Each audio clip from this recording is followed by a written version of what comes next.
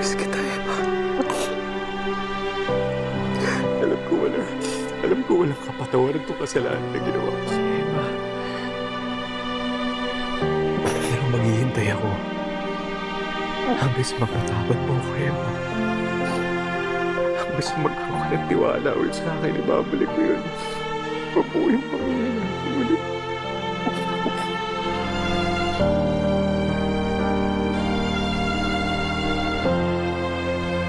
Gago ka, Danilo. Tapos mo ipagpalit si Emma kay Jade. Bilugi mo ang utak ni Emma ulit.